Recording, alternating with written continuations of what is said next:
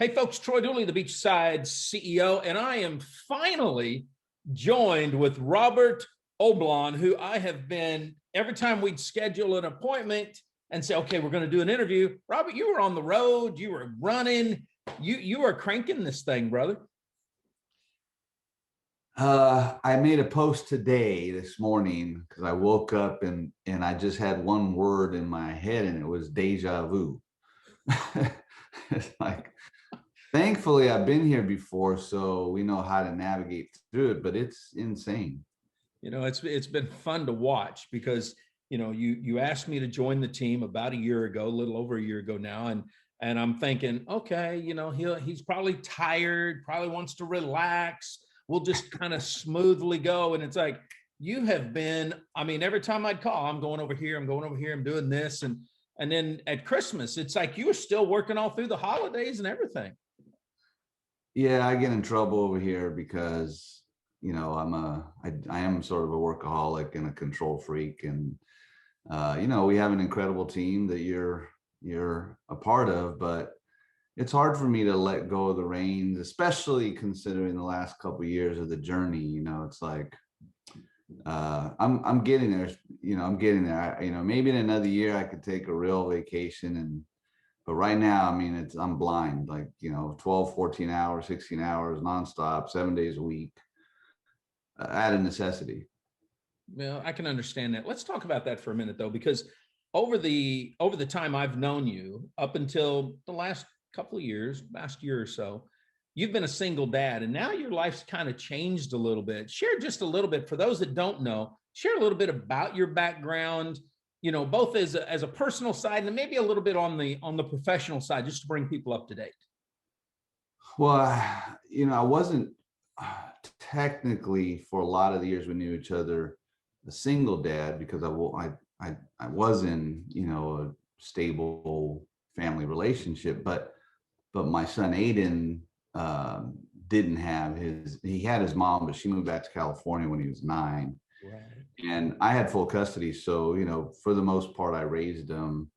And then there was a gap recently, you know, prior to a year and a half ago, where it was just him and I.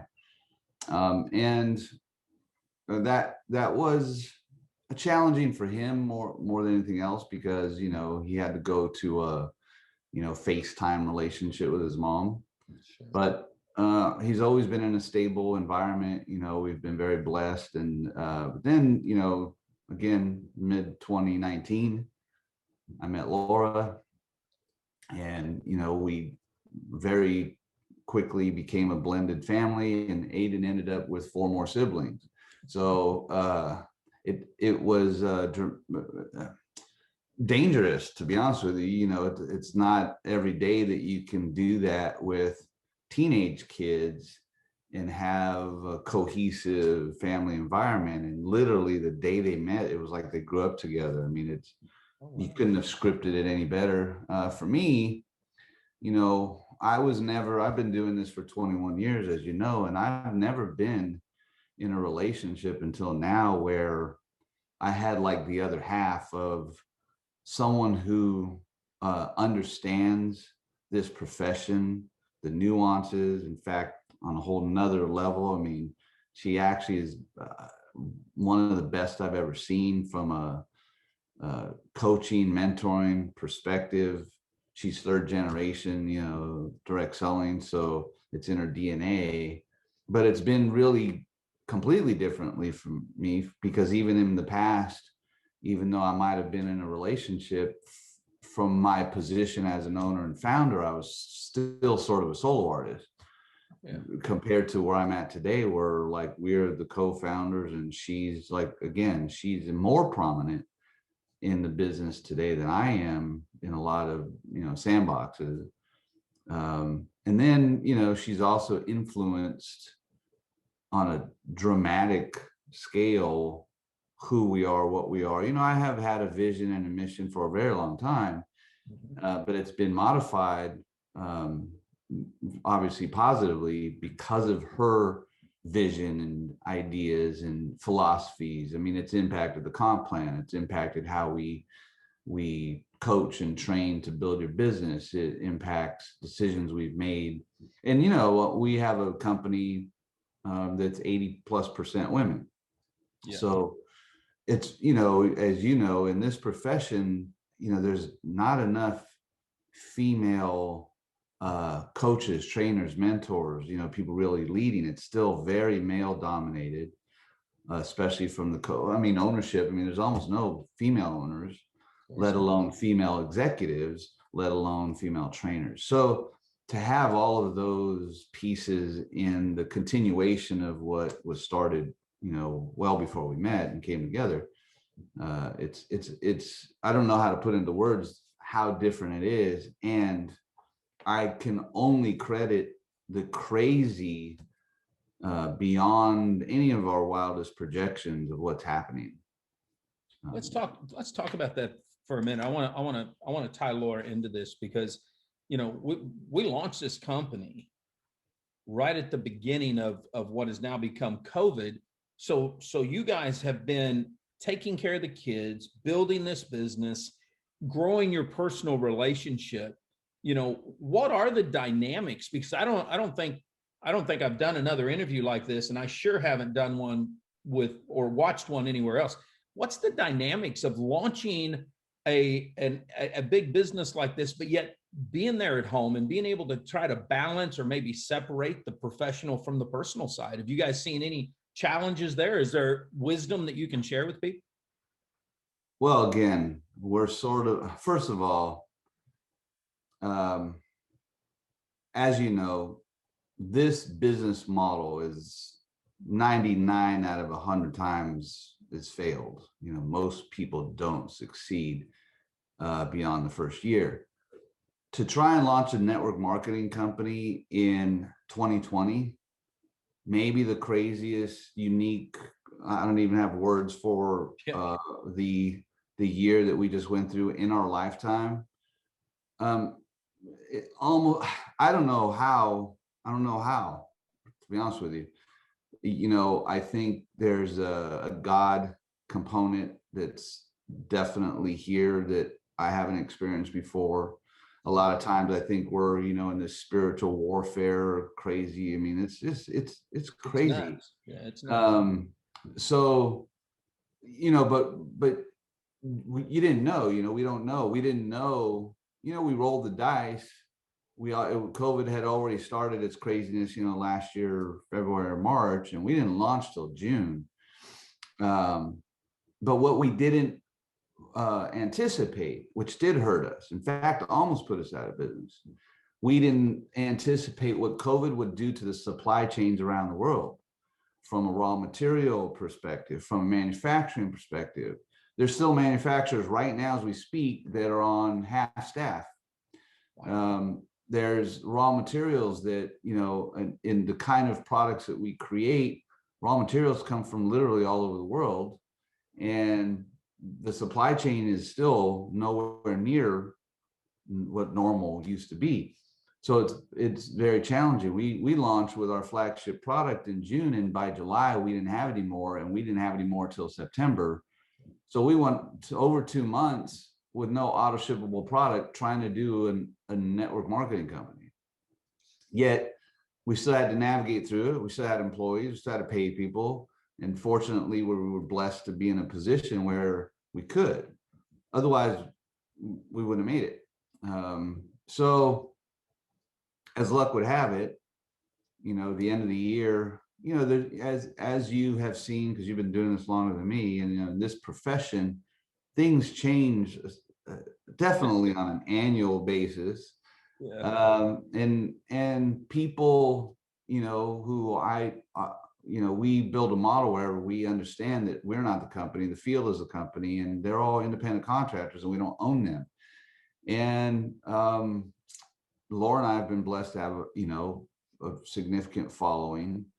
So when people started realizing that, you know, I was continuing on a mission that I had started years and years ago, you know, that piques people's interest. And then, you know, going back to the Laura story, we ended up in this path with gut health because of her autoimmune issues, just looking for how do we deal with that? How can we solve that? And we end up with these flagship products that, without which, you know, to be honest with you, I wouldn't have done it again. This is really hard. I've had a challenging journey, to say the least. But, you know, I've always felt this overwhelming sense of responsibility to continue, because I know too many people that embrace what's going on and what we're doing and why we're doing it. And no one, you know, you can't really point anywhere else that is trying to solve some things in our profession. Well, there's too much of the same old. Well, there is, and I remember, but before the launch back in 2019, when we were chatting, you had made it clear then, we were at lunch, that, man, I don't know if I want to do this again. You know, this has been a challenge. So when you called me, you know, almost, I don't know, January of 2020, and said, I think I'm going to do this again, you shared with me, and I remember Laura talked about that, because of the issues she was having. This is why you kind of went down the original path that you did. You didn't change. This was the interesting thing, because as I sat there and thought, man, why do you want to do this? I thought back to something that you've preached publicly, but every time we've had a conversation, even before we were in business together, you constantly promoted the happiness side of life. And when you got done talking to me that day, I remember looking at Paige and saying, well, this definitely goes right with his crusade, because now he's trying to do something for Laura. He's been trying to find something that's going to help her body, you know. And I want to touch on that, because why are you, and I'm just going to use a controversial word, but I think this works, Robert. Why are you so fixated on the happiness connection to the gut? I mean, I see stuff at the supermarket, in the magazines, but you were talking about this long before it became some trendy thing to have on magazines. How'd you tie that together? Well, so it's a couple of things you're asking. First is, I learned a long time ago, before I was even in health and wellness, I was still in travel, that people join network marketing companies out of hope. Mm-hmm. You know that. Yep. They're hoping that this, now what we call side gig today, we didn't call it that, you know, 15 years ago, but people join a network marketing company because they're hoping it's going to help them in what inevitably I started to understand was their pursuit of happiness. Every single human, you and I, is on a pursuit of happiness, and happiness means different things to different people. But at the end of the day, they're looking for love, better health. They want to see the world. They want to be a part of something bigger than them. And of course, they're looking to make more money. So those five things, if you understand that everything revolves around the concept that they're on a pursuit of that stuff that they believe is going to make them happy or happier.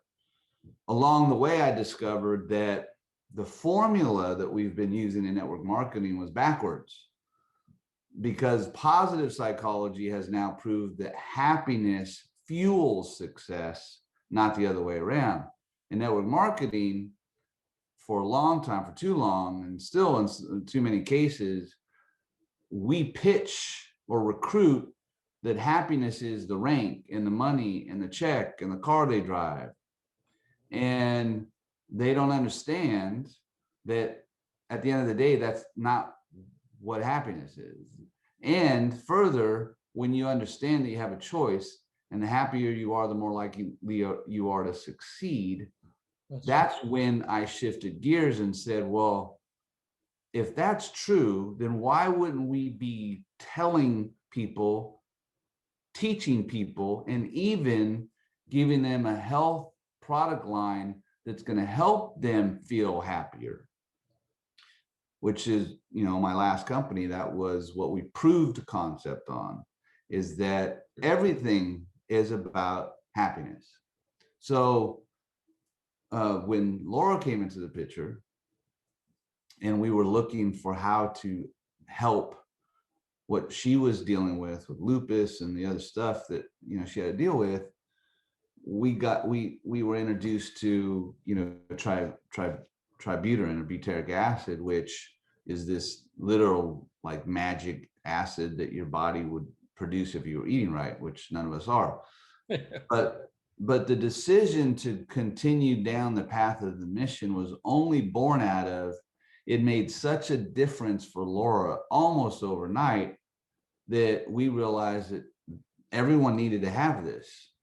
And then as we discovered more and we brought in more technology, and, you know, I got the exclusive with Tributyrin, then I got the exclusive with nucleotides, understanding that there's nothing else in the world like we had, you know, I understand the value and power of having something you could literally reverse people's ailments with because of gut issues or your microbiome. But when you have something that no one else has, as you know, you could build a very large network marketing company. So from an entrepreneurial perspective, it became like, well, okay, now since we have this, then it makes sense to go. And because in other words, if we didn't have this stuff and we didn't have these, you know, unicorn tears, as I call them, which you can't get anywhere else, right, I probably wouldn't have done it, because I could have still helped Laura heal through, you know, what she was going through and not owned another network marketing company. But when you end up with this kind of leading edge technology that no one else has, and you know how to do what we do, then it was just kind of a no-brainer. And then lastly, you know, why happiness and related to gut health is, most people don't know that 95% of your serotonin is produced in your gut.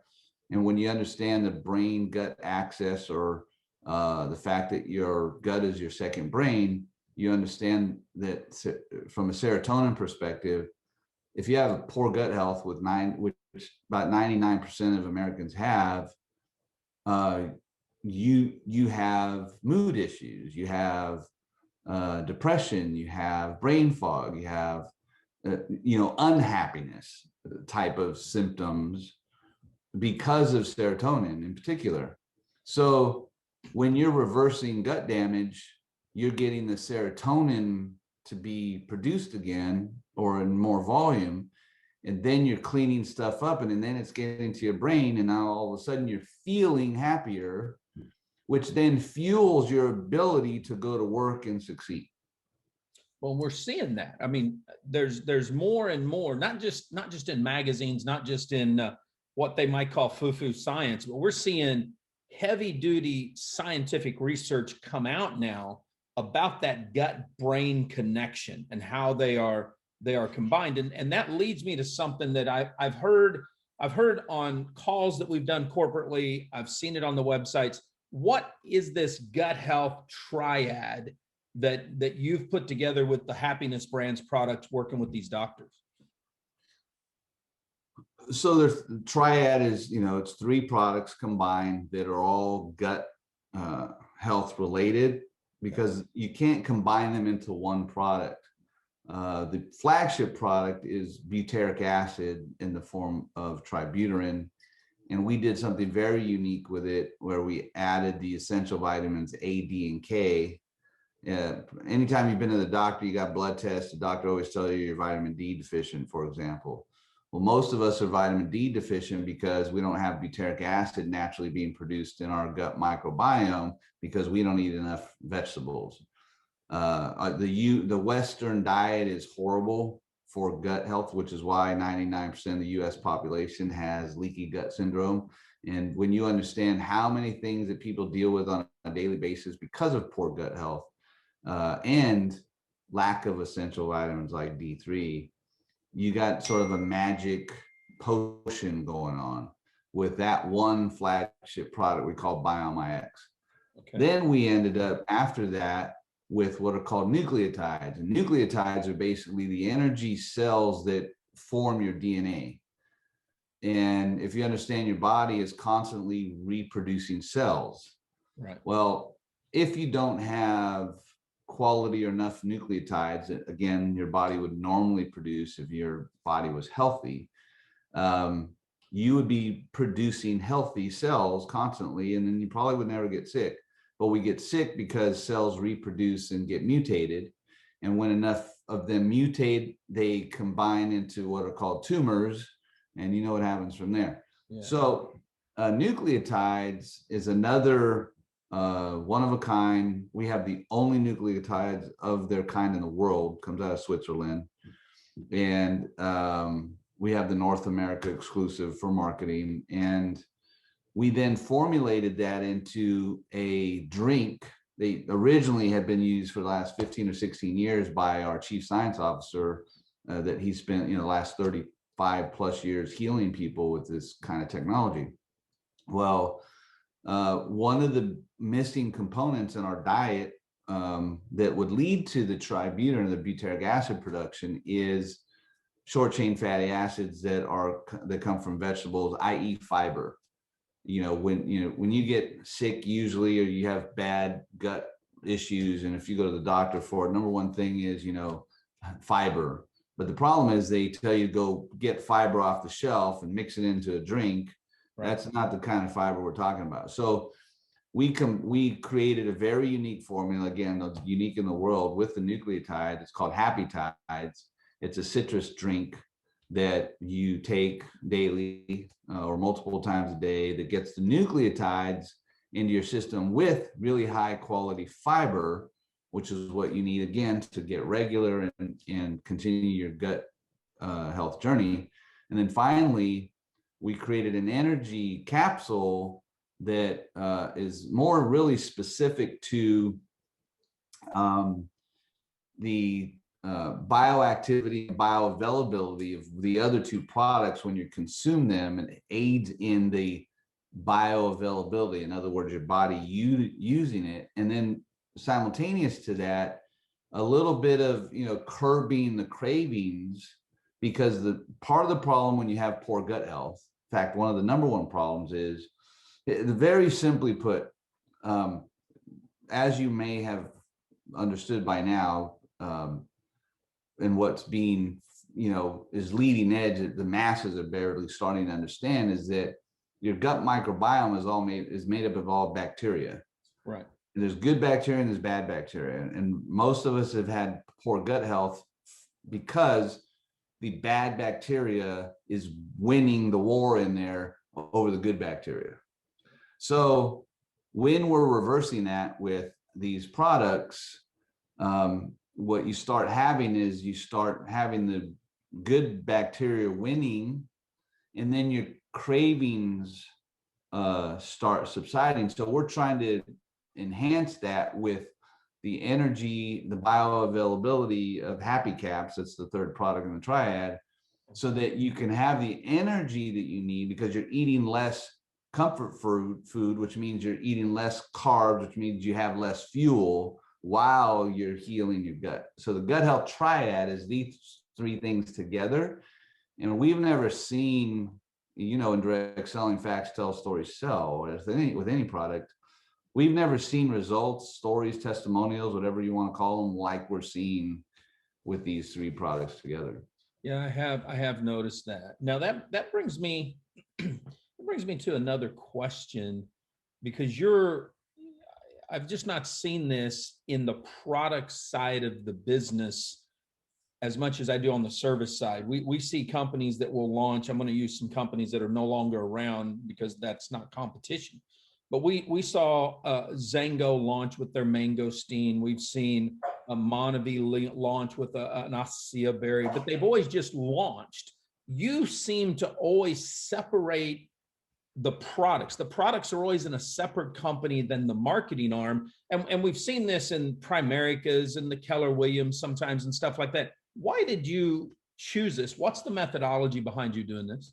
Because it seems like it would be a bigger responsibility. I mean, you're having to do two companies, two everything this way. It's still one company.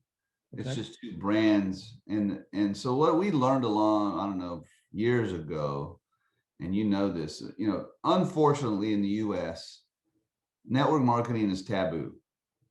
When you say MLM or multi-level marketing, to most people, they say pyramid and Ponzi. But what that translates into, especially for women, in a profession that's 74% women around the globe, consumer women, not network marketing or direct selling women, consumer women. We live in a time and day where if they learn the product is of a network marketing company, they won't buy it. They won't consume it because there's been too many actual Ponzi's and pyramids, frankly. So what we decided to do, again, going back to the previous version of this journey, Sure. is separate the opportunity from the product, company, and website, so that when you send people to your product, which is what you do, you're direct selling a product or product line. That's true. Product. When you send customers, because we're customer acquisition focused, you're sending them to a website that they don't see opportunity. They don't see a comp plan. They don't see a link to become an affiliate. It's just like any other e-commerce website that they might buy products from. Okay.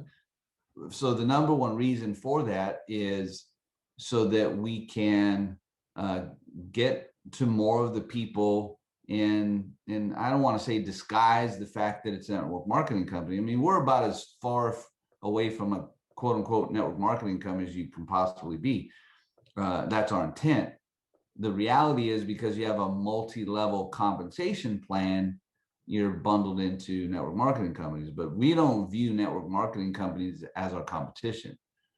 Our competition is Uber and Amazon. No, why is that? I mean, that's unique in and of itself, because I mean, I see companies out there, and we both love this community, but I see companies literally all the time saying our competition is boom, boom, boom, and they're all these network marketing companies. And you just said that's not really the competition.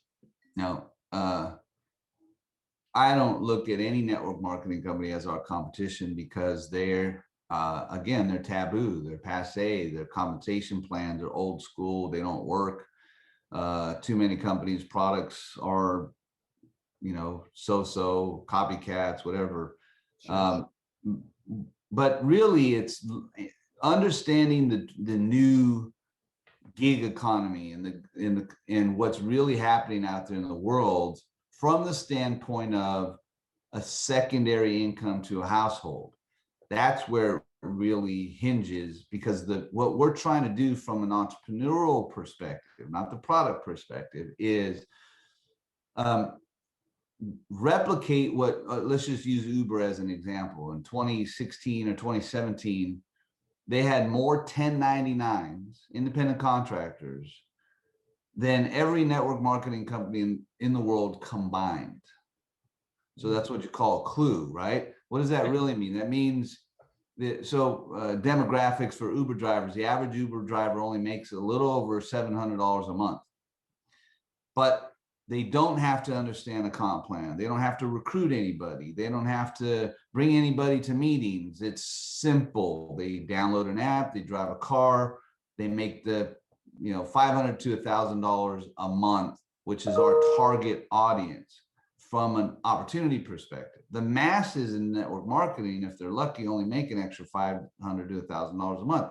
That's the target. Not, again, why I say MLM has become passe is because they're still in a recruiting based environment where they're doing deals with people. Here's a power leg, you can make $10,000 a month or more, blah blah blah. But that's like 1% of the people.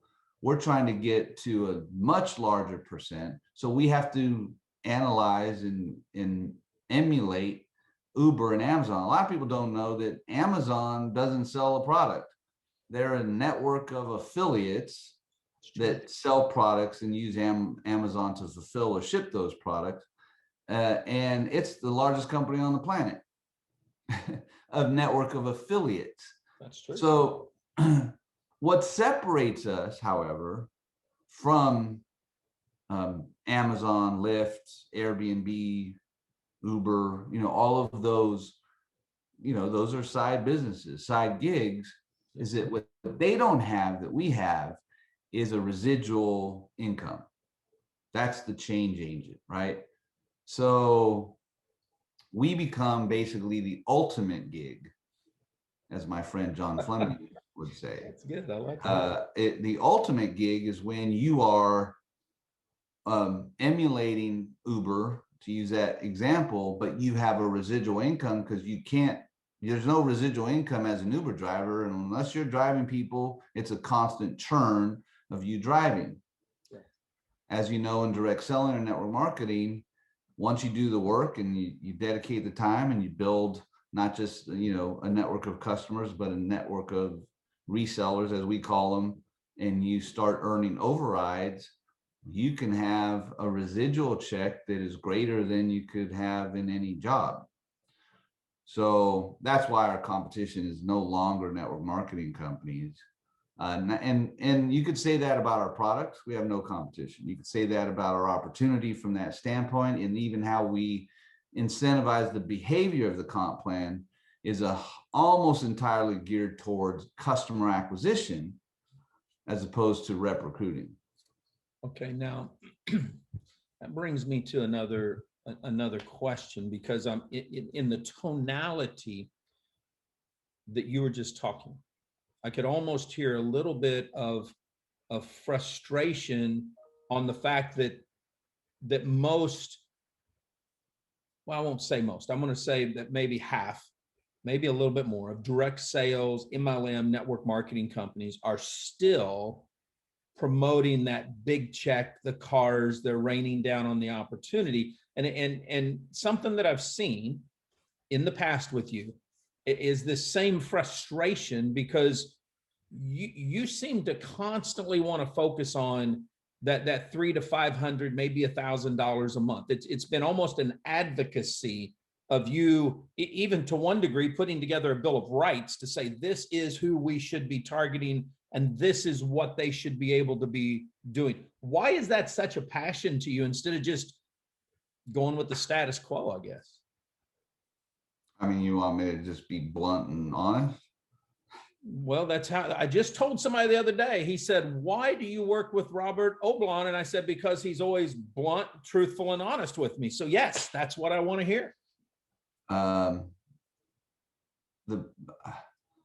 There's two kinds of companies in direct selling today.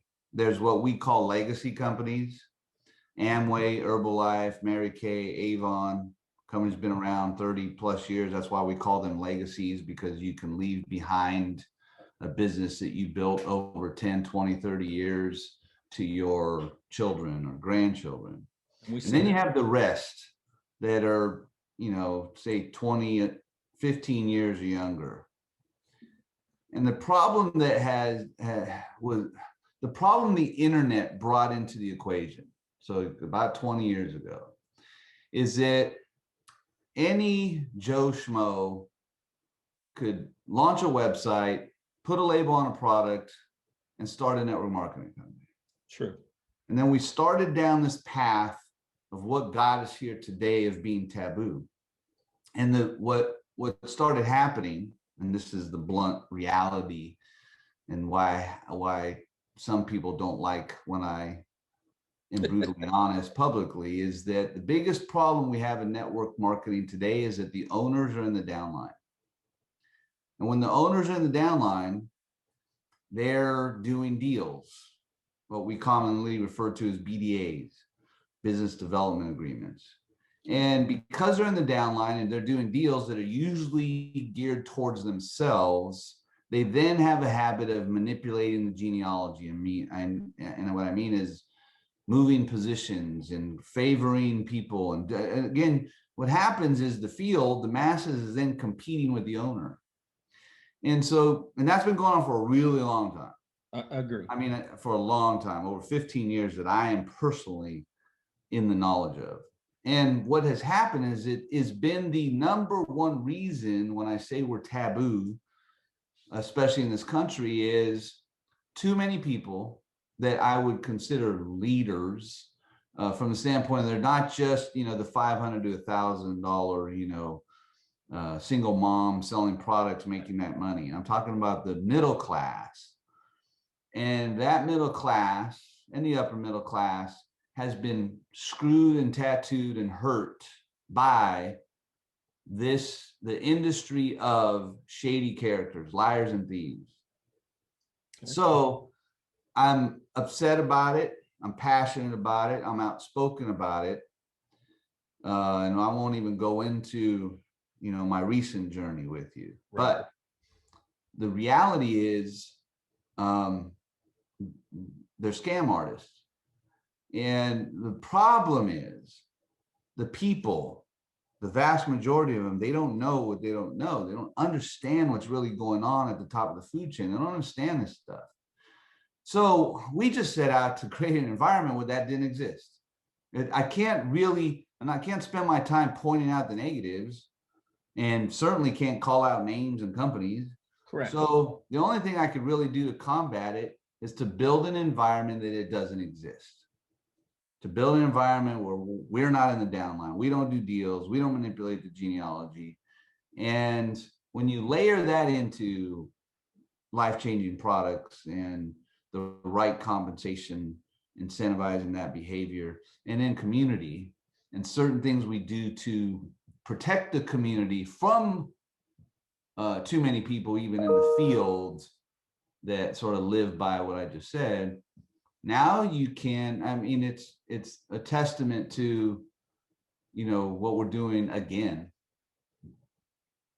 Well, you are doing it again. And something that literally, no matter who the client is, whether I'm at a conference talking to startups or we're working with companies that are veteran companies, I constantly tell them, you need to control the narrative. You don't want your field to have all of this stuff that they're doing, which leaves you open as a company level. You're left to regulatory oversight that way. I mean, they can hit you with anything, but it also it takes away protection for your organization. You're doing something different here because you took that to heart. Between what Amberlynn and others have said, you literally have said, we're controlling the narrative. You share a little bit the concept on the social media side, because that's what most people do now. You've taken a whole different approach to social media than these other companies, or at least the majority of them do. Why is that you want to control that? Well, it's not control, it's protection. Okay. Again, there's a couple of questions in there. The first one is, there's a lot of talking out there, but not enough walking. A lot of companies are saying they're going to be a legacy company, or they're game changers, or, a lot of too much of the same lingo that isn't really how they walk. True leadership and company ownership has to be from the top down. And you can't just say you're one team and one company. You have to actually do it. And it's not a control thing, it's a protection thing, because again, too many people don't know what they don't know. So I agree. Getting to your social media aspect, one of the things that has happened over the last, probably 5 or 6 years, especially over the last couple, is that teams, because there's too much separation of team, to your point, create Facebook groups, which separates them from the company, separates them from the other teams. And then you have this separation as a whole. Then you can't control what those teams or the leaders of those teams are doing. And again, it's not about control. It's about protecting the people from what inevitably happens, unfortunately, to some of these so-called leaders. Ego shows up, and you have this weird cyberbullying that starts to happen. People are told to go unfriend or block people. They throw people out of their group or team pages because they found out they liked some post for some other company product, or just something that, is really ridiculous, frankly. So what we've done to protect the house is that we don't allow any team Facebook groups, as an example. There's only one team, and it's the company team, and we're all together from the top down. So we have a customer focused group that people can bring their potential customers into. We have a scientific advisory board. They can learn from the doctors. They can learn about the products, decide if they want to be a customer. Because it's attached to the invitation, now that potential customer is attached to you, but you can't have your own group. We have the same thing with another group that is meant to share the opportunity with people. And then finally, we have an official Amplifei group that once you become a national reseller, you come into that group and we're all in there together. And what's working, among many other things, is that you have all of our leaders working side by side, cohesively together with one community, capital U, where everyone's helping everyone. And it was conceptual when we set out last summer, and a lot of people said, "What? I can't have my own team group," because that's how they've built. And we said no. Yet they rolled the dice and went along with that was for us even a roll the dice, and it has worked out beyond what we thought it would do, because now you have this incredible community of like-minded people that are all working together, and there's no separation of team. And then people have their quote unquote lines of lineage and their own network that they've built, of course, but they're all unified into a singular team. I like this because when it was conceptual, it was like, look, I know it can work because I see it work, as you stated, the gig economy. I see it working in affiliate marketing, influence marketing. I see these people come together and collaborate all the time. And they all have their own lineage, their own brands, their own everything. But when they're together, it's always something, hey, we're going to help each other out. That's not been the mantra once social media started going. All these guys were into personal branding. They're into the team branding. They're doing their own thing. Watching these very powerful, charismatic people come together at Amplifei has proven this model out, because you see them constantly working with each other, and you don't hear a lot of negative about, oh, I want to be on top, or da da da da da. They actually work. What happened, and this was part of the philosophy behind it, is, okay, so I told you what I believe the number one problem in network marketing is: the owners in the downline. Well, the second biggest problem in network marketing is ego. So when ego shows up, and it inevitably does, unfortunately, that wreaks havoc, and that leads to all the stuff we're talking about or we're trying to prevent. Well, what we have figured out, some of it by accident because we roll the dice with it, is it's almost impossible for that to exist here in a community of like-minded people that are just trying to help each other. There's really no ego. In fact, it's self-policing. People that show up that have a little bit too much ego, because we all have a little bit, but when someone shows up and that rears its ugly head, they get ostracized. And because people have come and gone here, and usually it's because it's a little too egotistical. The other thing is, there's a different energy that I think I said earlier, I've never really been at this level with. And I like to say ego is edging God out. Mm-hmm. And when you're not leading with a certain faith-based environment, which is where we're at, when you have this environment, this community, there's no edging God out. There is no ego. So that is also, people are like blown away, because there's so much of it going on everywhere else.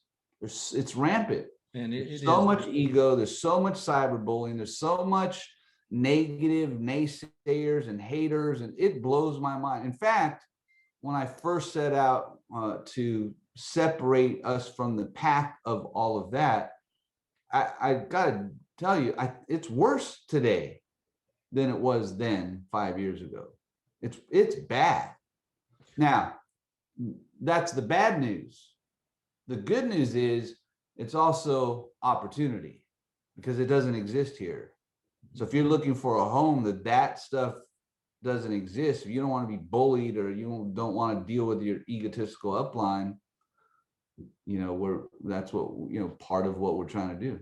Well, that is true. And I remember an early conversation. I've known Laura longer than you've known Laura. So one of the conversations that we used to have, and I've seen her put this into play here, is that it's not about culture, it's about community. And that was so important to her, I think, because she had been bombarded in some organizations where it was that ego, it was I'm the leader type deal, instead of everybody coming together. So seeing that play out in her walk, the way she had always said, if I can ever control, I'm going to use that word for a minute, the community, to where it can be about the people. We can protect the people. We can work in tandem and hold each other accountable. I want to do that. And seeing you guys do that together now is pretty powerful here. And I am biased because it's something that I know can work.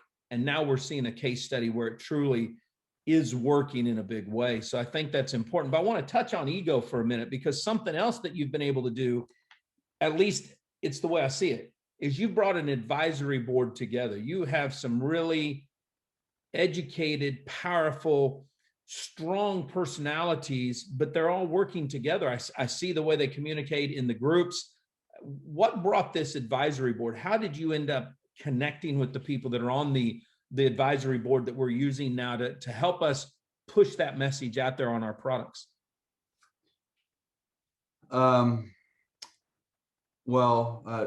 People on the team. I met Dr. Epitropoulos, who brought us the nucleotides because of Larry and Amber, who are on the team. You know, Larry's the president of Happiness Brand. Yep. Amber runs compliance, among many other things. And then Laura and Babette, I think they just cold called Dr. Naputi, who's like a national rock star from a doctor perspective, wellness coach. And so he came into the equation all the way in. We were just there this week with him in St. Louis. So it just kind of happened. Again, there's, you know, some of the stuff we can't script. It wasn't necessarily intended. You know, you always think it's nice to have doctors that embrace a product for real. Well, one of the doctors brought us the product and gave us the exclusive. So, so that just happened through osmosis. But I want to go back to before you said that, getting back to the Laura influence. You know, we don't use the word culture anymore. I used to use it for years. Me too. But because of the cult aspect of it, I'm not interested in it. Community with a capital U is where we're at. And her influence and philosophy, which she did try to take to other companies, she just didn't happen to be married to the owner. But the philosophy has also dramatically influenced the compensation. Yeah. So what we focus on, because of her philosophy, is what used to be called, because you know this, no one really talks about taprooting anymore. Oh, no. So we are literally almost forcing, and not in a negative way, taprooting, because we are coaching and teaching, building 3 lines of lineage, even though we're a unilevel. And the philosophical aspect that she brought in of trying to prevent what she calls MLM welfare, which is too common, right? If you're really going to help people help themselves, you've got to help them for real. True. It's relationship marketing.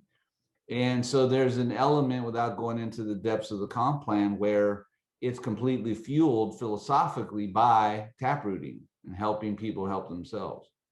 And that's all her. I mean, I understand the concept, but I embraced, what she wanted to do with it. And here we go again. It's like magic. Well, that's the cool part. And I know we've had people now on here for about an hour. What might we have not covered that you would like to cover to make sure that people understand what Amplifei and happiness is all about? Is there anything we've missed, Robert? I think at the end of the day, what we are about is helping you on your pursuit of happiness through not just introducing people to concepts like positive psychology, and now that we can now prove happiness fuels success, but we're on the leading edge of in creating that on a bio chemical level to actually get you happier, to amplify you out of a depressive state, which, part of our why is understanding that 1 in 8 Americans over the age of 12 is on an antidepressant. We are in an over medicated society, that the drugs, even over the counter, are killing people, and how they're killing them is they're destroying their microbiome.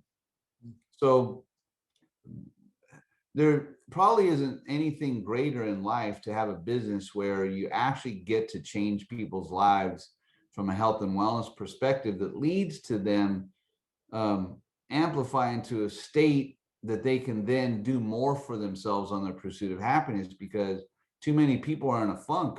They're literally depressed. They got brain fog. They're dealing with headaches every day. They can't function. And if that goes on long enough, it turns into disease.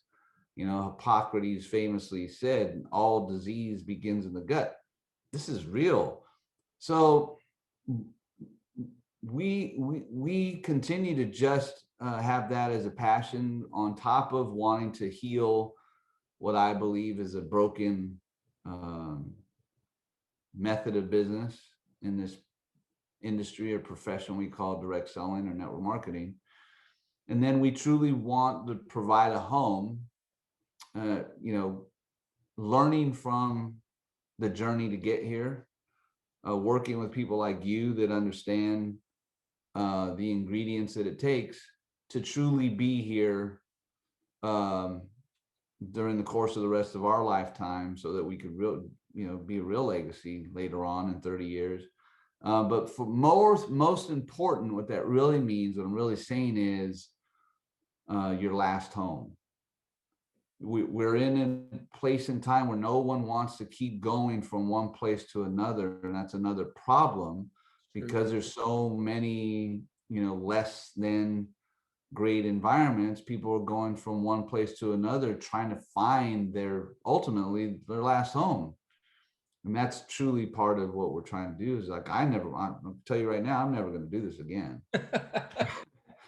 So, I'm trying for it to be my last home. But that's what we want it to be for everybody, so that we can get to a place where we, ultimately, the greatest part of network marketing and direct selling is supposed to be time freedom.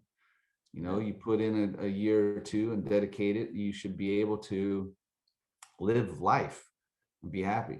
And that's, what we're trying to do. Well, I think it's, I've seen the foundation, seen where it's going.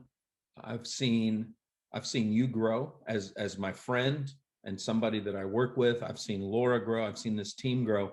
And I believe if we stay true to the mission, stay true to what you have really built into this DNA at a corporate level, that we can be the last home for some people. We literally can see a legacy grow. And that's the exciting part. And I can hardly wait to be able to get Laura on an interview, because it's going to be fun to get her perspective, and see where these two perspectives actually line up and go. So I want to say thank you, Robert, for being on here. Folks, this has been another interview. We do these on a regular basis. And if you're in network marketing, then we need you to act like it. Robert, thank you so much. All right, Troy. Thank you.